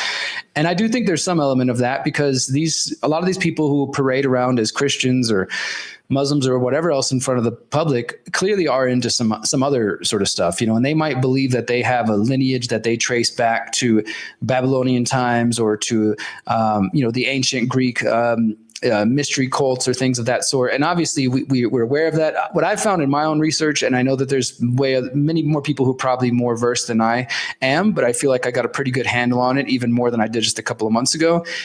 I don't think anybody can 100% for certain, and I'd be happy to be proven wrong, feel free to reach out to me, can say that those cults are like that we can draw a straight line from them in the past to what's happening now. Obviously, these people are influenced by them, but I don't think we can necessarily, like, you know, people talk about the idea of this being beyond the spiritual level, which I do agree with you, Sam, is a big part of it. But outside of the spiritual, kind of just an evil that's been around for a long time that's now manifesting these current ways, I don't think there is a straight lineage that you can draw that shows the Knights Templar directly to this group, to this group, to this group, to, like, you know, like you can trace the popes, for example. There's definitely Freemason lodges that are inspired by the Rosicrucians or inspired by, you know, different groups of the past or the Illuminati or people who claim that. But in my view and in my perspective and the research I've done, it seems like we have to speculate a little bit on that part. Probably so, maybe inspired, but I don't think there's a direct lineage that we can actually trace from thousands or 10,000s of years, especially, that has existed. I mean, I could be wrong, and if it did exist, maybe we wouldn't be able to prove it. Like one of my guests in the series says something similar, and he kind of says, who's at the top? Well, why would they even have a name? Why would you need a name? Maybe there's no name and it's just people who know that they have that influence and power, and sure, they get together every now and then, they do weird shit, but they don't necessarily call themselves anything. They just have the awareness that we run shit. Yeah, I'm not against it. Let's get into something real quick. You know, a big thing, again, early on, we talked about getting out of the system, but you have solutions, namely exit and build strategy. We kind of talked about last time you're on, but tell us a little bit more about that. Yeah, I appreciate that, brother. So, I mean, this is coming from my book, How to Opt Out the Technocratic State. I don't know if I mentioned this, but I did write it in 2020, but then in 2022, 23, after a couple of years of COVID, I updated it. I put a second edition out, which has 5 new post-COVID chapters, all about travel restrictions and vaccine passports and how to navigate all that. And in the book, I talk about this idea that we have 3 basic strategies of what things come down to. I mean, this is, of course, simplifying it, but one would be apathy is death. Like, you see the world's fucked up, you see it's heading a bad place, and you just simply choose to do nothing. You know, you just watch podcasts for the rest of your life, and then, you know, next thing, oh, here it is. I knew it was coming. I didn't do anything. I think that leads to a physical and a spiritual death, to see what's coming and to choose to do nothing. Then another option I wrote was what I just called hold down the fort, right? So if you are a person that's like, I'm committed to where I live right now, it's hometown, it's where I'm born and raised, whatever, I'm going to die here, this kind of thing, then hold down the fort. You know, start building freedom in your current location and get connected with other people, build local community, find solutions, you know, have a bunch of different ideas on that. The other one is exit and build. Real quick. The reason I think that's super important, sorry, I just don't want you to move on to the point, but the reason I think that's super important is this thing that I've kind of said, you know, you have the globalist, then you have the nationalist. I'm more of a localist, like what on a local level we can do. I believe that's how you make change. By being the example to other people, like whether it's your show, my show, Whitney Webb's show, even, you know, Joe Rogan's show has probably done more work than a lot of people have. And just because of the mass reach that the guy has. And like, again, we talked about in the last show that's coming out, but it's like I had people who were like totally against conspiracies coming up to me and telling me you were right about everything. And I love hearing that because I love them. You know, so whatever we're doing is working, and we are doing it through example. You know, you building your community, that it can be done. I think you know, you brought up earlier, apathy is death. The notion that it can't happen to you, it just will never happen to you is the real black pill, right? Like that is the black pill, not on a conspiracy level, which I do find it funny that conspiracy is still a taboo word, because all you're saying is 2 people conspired. I mean, that's the most basic of it all. Well, we know that's a CIA work to make conspiracy theory, you know, this right, and then black pill thing. is the conspiracy term for conspiracy. That's how they got. It sure feels like it, right? Yeah, Sam, you're talking about the importance of local there. I'll just stop there before I go on it, because I do think the only way in my limited 40 years on this planet that it seems like humans actually learn is through example. Like, you know, we can talk all kinds of theory and ideas and abstract, and maybe some people's minds work that way and they can grasp concepts, but for the most part, people have to see something to really believe it. Like, oh my God, I didn't think that was possible, but this person's doing it. Maybe now I can do do that, right? And I think that's the way I've strived to move with my activism and with my work in general.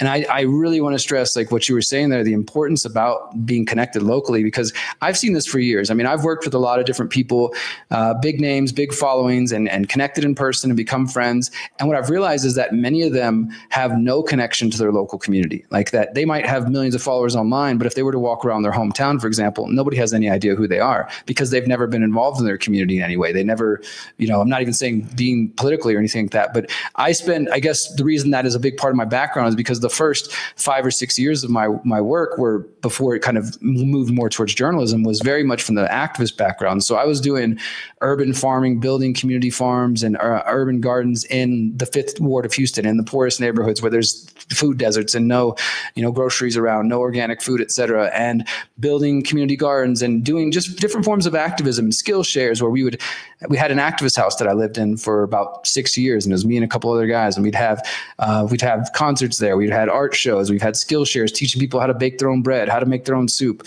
make their own soap, how to, grow some food, and then doing garden stuff, just all kinds of different things. And it was, and then protests, all the usual stuff, but it was always geared to like, how can we activate people? How can we motivate people to do something? Okay, the problems are big, but what are we actually going to do here to try to be as least dependent on these systems as possible? So that was kind of already in my blood prior to really getting really deep into this work. And so that's why I say, like, hold down the fort. Like if you're the kind of person you're like, no, I don't want to leave, then maybe you should start thinking about what you can do to preserve freedom and privacy and the things you care about in the area that you're so committed to, instead of just watching it get worse.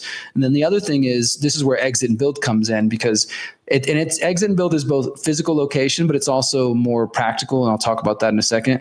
But let's say you were in a place during COVID where it was total mask Nazis and shut down and can't go anywhere in a grocery store without PCR, just all the nonsense, right? Maybe after that, you're thinking, I don't want to live here anymore. But 2 towns over, they were way more chill. It's a little conservative of an area or whatever, or maybe the state over was more free. Like a lot of people went from California to Texas, of course. People went to Idaho, went to Florida, stuff like that. That's exit and build. I mean, that's just people saying, I'm going to exit from this place because I don't think it's conducive to privacy and liberty in the long term. It seems like there might be somewhere else, some more greener pastures. So you exit somewhere else and then build your new life there. And again, then it's still important once you get to that new place to hold down the fort and get involved in different ways.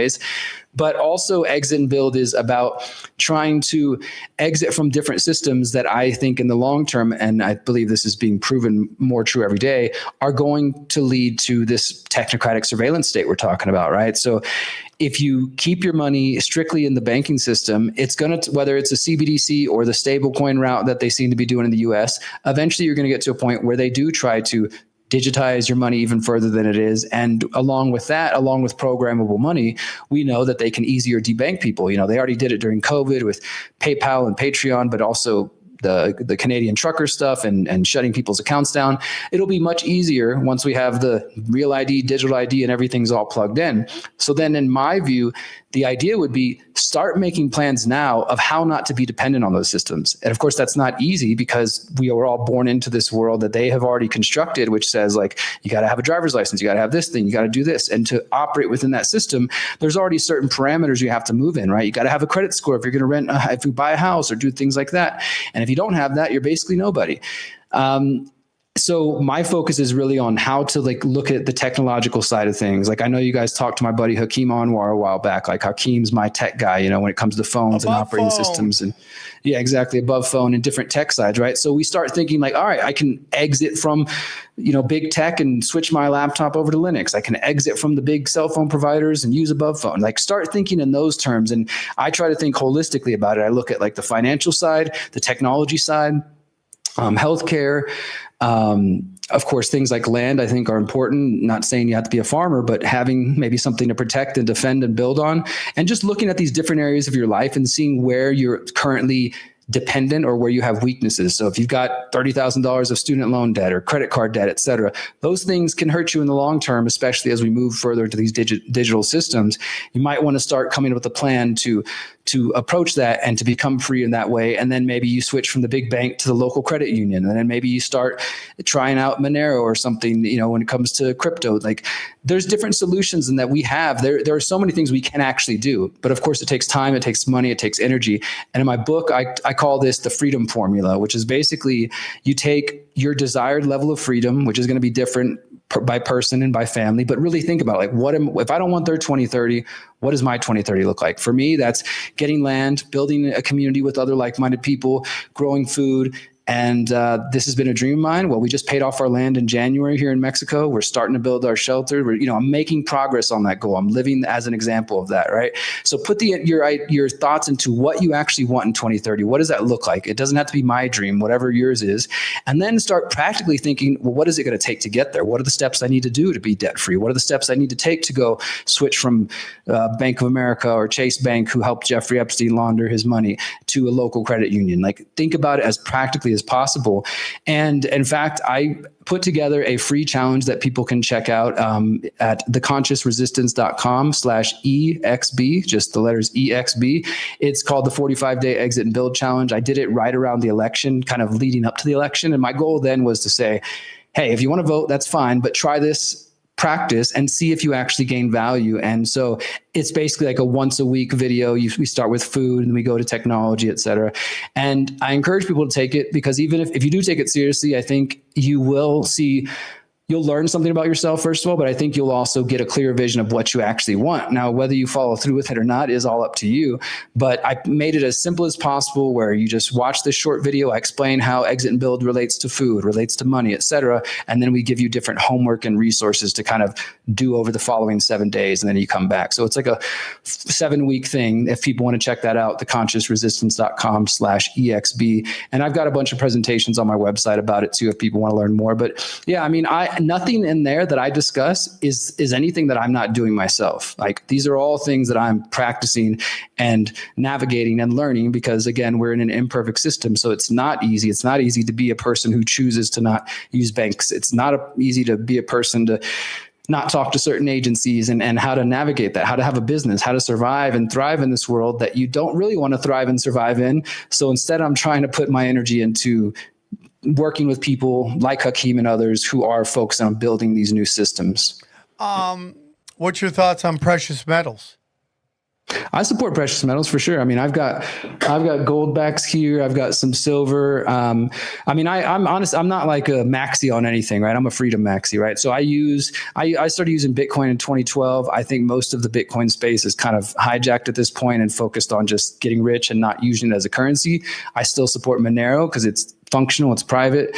I use gold backs, I'll use silver. I think seeds is a great currency as well. Having those stored up, having skills, that's the other thing too, is like if you don't have a lot of money and time to invest in other things, you can kind of invest in yourself, right? And try to level yourself up. So I think all of those are great strategies. I definitely wouldn't say shy away from one, probably do all of the above. I'd like to interview you, quick 15-minute interview on my financial podcast one time, pre-recorded. We'll drop it into the episode of just like, cool. How to get your own system going, precious metals and all that stuff. So I'll try to set that up with you. Yeah, man, it was a great episode. You're well-spoken. You're a good dude, and I appreciate you. You're doing great work. What is the name of your media organization and the guys you're working with again? The Independent Media Alliance, and that is myself, Ryan, Christian at The Last American Vagabond, Whitney Webb, of course. I don't want to try to list everybody's names because I'll forget, but we are actually working with the Odyssey video platform. They're basically building us out like this kind of portal that is going to be the home on their website for all the Independent Media Alliance stuff. Yeah, there's the challenge there. So yeah, we're going to be continuing to work and just try to put these ideas out there. If people are interested in that, just stay tuned. We don't have the website up yet, but that'll be out soon. And then thepyramidofpower.net if you want to go watch the whole series before the 17th episode comes out. And then, check out my website, the books, the challenge, and everything else, man. I appreciate you guys having me on, brother. We'll have you. We'll have the link at the top of the description so everyone can click it, and we'll push everything you got going on. Derrick, it's always a pleasure. Thank you for coming on our weirdo show. We always appreciate people like you doing not just talking about, but actually like talking the talk and walking the walk. I think it's very important. People like us, I'm thinking about getting out of LA all the time.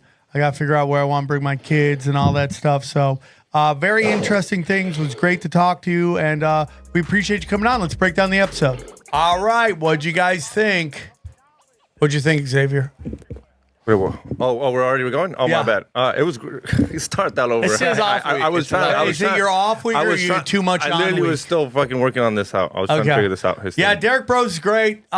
He's one of the real G's out there. Yeah. He's a hard worker. He's a hustler.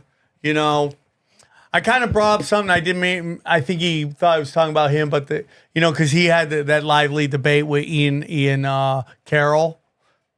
Derrick Broze did? Yeah. Oh, I haven't seen that. Because he doesn't talk. Because Ian Carroll doesn't talk about Peter Thiel at all, and I don't even see Ian Carroll on Rumble. Did he ask him about it?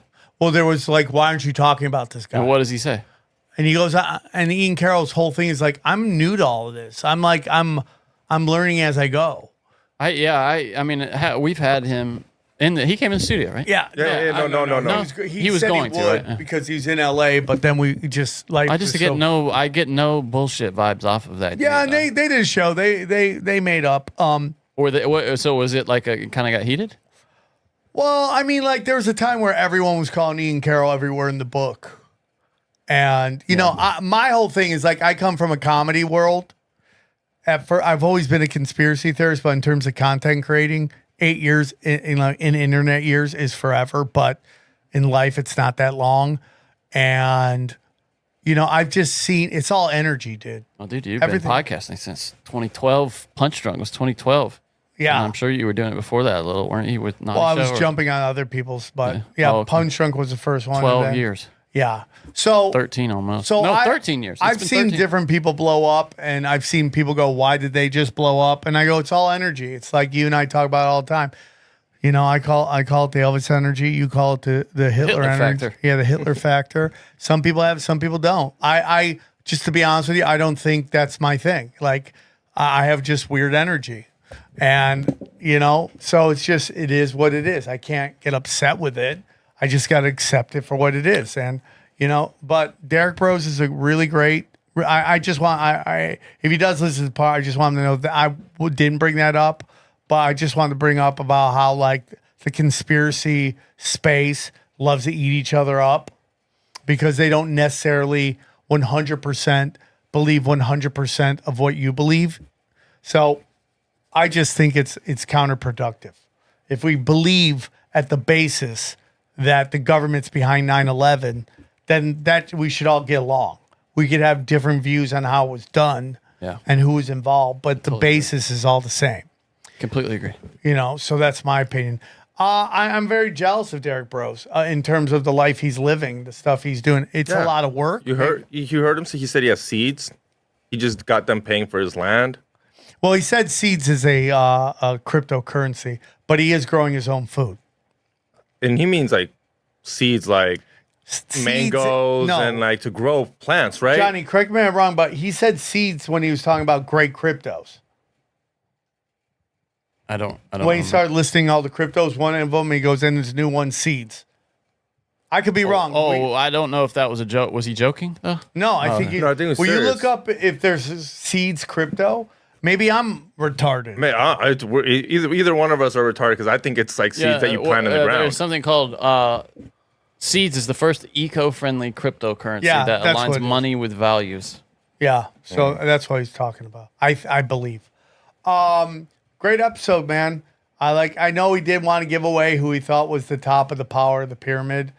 But he also said people love the series. They may not be happy because it might not be one guy. And I understand that.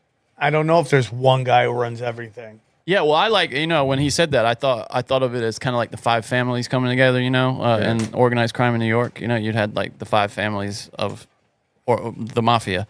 And I could see it being like that, where they kind of have their own turf that they scrap over, and those are where the battle lines and they are drawn. work together when it's convenient, and then they go to war over turf. And then sometimes there's this third party, the government, that is like, threatening them, which I guess that would be us, really, in that case, like trying to hold them accountable. And then above them all is probably the spiritual stuff, God and evil. Satan, yeah. Satan, yeah. Yeah, it was a great episode, man. He's a professional. If you were no kids, how off the grid would you be? No kids, no baby mama. Would you? I wouldn't be in out LA there right now if I didn't have kids. You wouldn't be in LA. You would guarantee that. Where I would be, I don't know. I can't move to Mexico. I don't speak Spanish. What would you do if you had to flee? What would be would you go back to your family, you think, first? Like, if you had to flee, like, short notice, get out of here, where would you go? Okay, so if I don't go to Austin, and the only reason I go to Austin is because the comedy that I do flourishes there, I would move either to Phoenix, Arizona, or Buffalo, New York. Not worried about Phoenix with being so close to the border, no water. Well, I just have so much family there.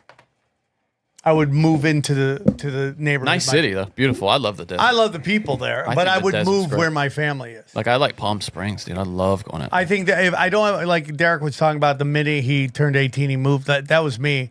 And I don't have a lot of regrets. One of them is that I left my mother so quickly. My dad wanted me out, but my mom didn't want me to leave. It's tough. What do you? Okay, well, but now, in times of now, if you had a kid, would you want him to leave as soon as he turns 18, or gather up some money? Well, the thing about me was that I lived in a small town in upstate New York. There wasn't a lot of opportunity there. Now, like, a big reason I want to move to Austin, or like if money was no issue, money's no issue, it's San Diego, right? Because it's like, I think they're living the best life. I know, something about San Diego to me is just a little soulless or something. I don't know. I love San Diego. I've spent a lot of time there now. Like, guys, I'm older than you. I'm over the action. It's like, not the I action, get it. though. It's just like, a little last too night I was at slick Tom's thing. They're like, "You gonna go to the after party?" I'm like, "No, I'm old and sober. I'm going home." But I mean, he's like, "I'm old and sober," but I'm like, "You're cool and still in the game." Like, I am done. Like, dude, I tweaked. I did it. I did everything. I did it for days in a row. I've my cup runneth over. Okay, I'm good. I just want to chill. That's really it. So I just want to go somewhere where the weather isn't bad. And I don't mind super heat. Heat doesn't bother me. Like, I was about to say, what qualifies as bad weather when it's 120 degrees? Yeah, and but your I ass lived in sticks Vegas to the forever, seat. and I loved it. Yeah, but I hate when people complain about the heat. He's gonna be in a car, in a studio, in his house, in a gym. I want to move to Austin. They say that's unrelenting heat. Well, that's yeah. You get the humidity there. So yeah, Arizona doesn't have humidity. But if it wasn't about comedy, and I said wrap it up, call it a day, I would head to one of those places. But it's looking like Austin. All my boys are running it, and I don't know if I necessarily no state income tax. Like, oh, God. Nice. But I also don't know. Like, I'm not going to go in there and be right in the mix. I don't know. I want that anymore. I just want to go on my friend's podcast, talk some shit. I want to be able to just walk out. It boils down to this. I would like to be able to walk outside and piss, and nobody sees me. No. You know what I mean? Oh, I respect that. I want my daughters to be able to go outside. They just sit indoors all day because all the weirdos. Most of my neighbors I get along with, even the ones that were driving me crazy for a while, we're cool now. But my kids don't go outside. Go outside. Do something. Live some life. Talk to some people. Dude, do you remember? I mean, growing up, I'm probably the last generation. Maybe you too, actually. I don't know. Where that was like, you got kicked out at the beginning of the day, and then you didn't come back until it started to get dark. And it's gonna be weird how we handle my autistic daughter, because she can't say where to go home. That's the only problem I have. And she's gonna want to go outside soon. She's just a juggernaut, dude. Just keep a little air tag on her, I don't know how to do it, but they need to be able to go outside. They need to go do stuff. Have a yard. But autistic kids are also like creatures of habit. Like, I have a cousin who's autistic, and he just wants to sit in his room all day. Okay, you want to do that? That's fine. But Someone needs to get out of the house Move the body. because I'm parenting all the time. Got to move your body. Yeah. Get out of the house. Kid, you know? Guys, if you want to see me live, go to samtripoli.com, grab the tickets. This Saturday night, I'm blessed to be at one of the best comedy clubs in the world. It is the Stand Up Comedy Club at Bellflower. Then I will be in La Cave in Costa Mesa, then Cleveland, then Pittsburgh, then San Diego. And we just keep going. New dates with Broadbrook. Boston's coming. Tulsa, Oklahoma. More dates to come. I'm blessed. Go to samtripoli.com. All the premium content is fire. I mean, just fire. More, what's it called? Up to date.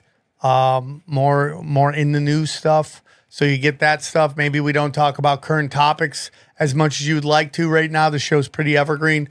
All my premium content's that. Three episodes a week, hour at a time, as long, you know, and then it's just a great discussion. And I'm talking to the best people. Whatever this is one of the best conversations on the internet. I'm very blessed to do with with Austin Picard and Brad Binkley. Those are two of the best researchers in the biz. So go check that out. Great way to support the show. I'll never get canceled. I have a Prometheus website. It is decentralized. Cash Daddies. Johnny, how bad is Howie crushing it? Is he crushing it or super crushing it?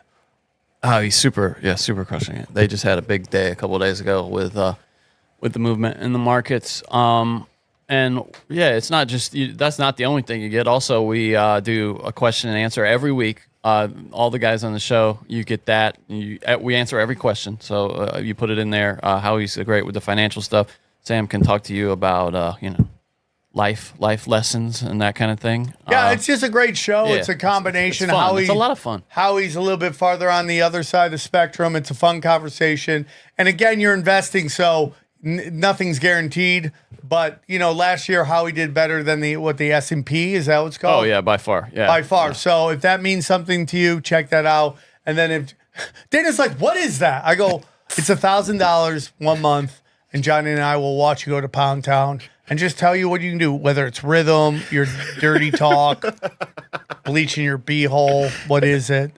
Yeah. What I'm more upset is I know people have made more than $1,000 off of you guys on Cash Daddies, and no one's wanted to put it down. Yeah, put it down. Let me down. Let me watch you. It's called reinvesting, is what it is. You got to reinvest your game. Reinvest in us. Your girl will never leave you if you get tips from Sam. Yeah. And I'm amazed at how many people say, yeah, let's do it. And I'm like, okay, you're talking shit. And then I run off. Chaos Twins, new episode, new issues about to come out. I'm going to go on the road, preach it, sell it to everybody, show it to everybody. It is a family-friendly, it's the only family-friendly thing I do. It's a family-friendly comic book for the kids, teaches them about conspiracies. Lots of go down. Guys, our affiliates, I'm going to start adding some more to it. I got to add the honey guy. I'm emailing him. I'm very busy. I haven't been able to email him to get our honey because Johnny wants to taste his honey. I did say that you would not email him, and it has come to pass that you have not emailed It has come to pass. Who's psychic here and who's Wise not? Wolf, Gold and Silver, Rife Technology. We love them. AquaCure Hydrogen Brown Gas. The Mineral King, dude, grab your mineral supplements to get out of the toxins are there. Fix your soils there.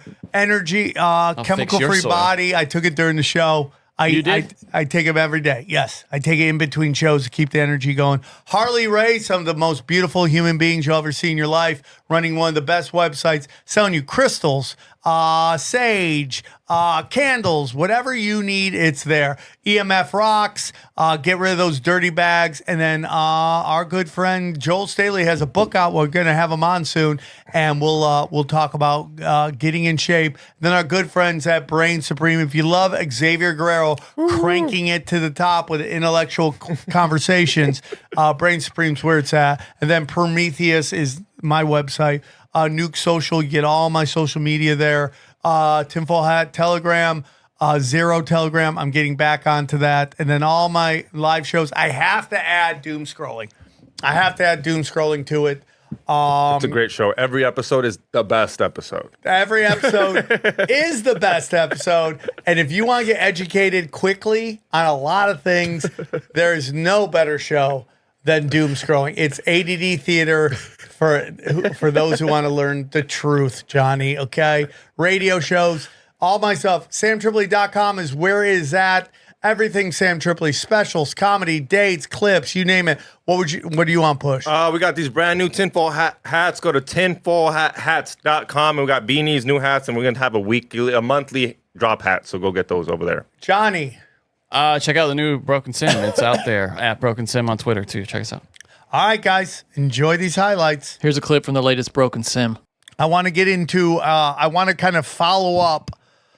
We got the Shannon Sharp story that's coming out. Yes, yeah. And again, here we are, closeted gay black men. Do you really think he's closeted gay? I think he's bisexual.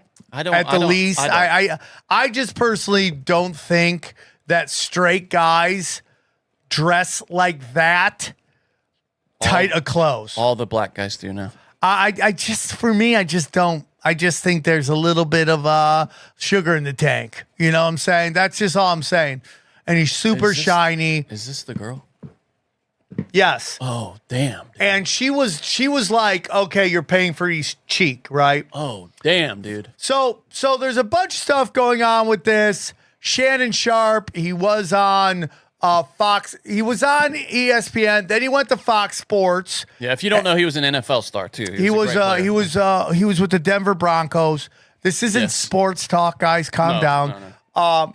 But he's a then he goes over there with Skip Bayless. They're going at it. Nobody's watching the show, but everyone just yells him and it's like a horse mouth versus gay magician fight all the time.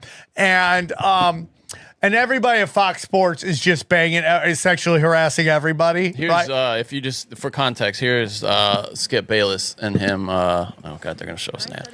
They had like a falling out on air, which and now their whole shtick was to argue.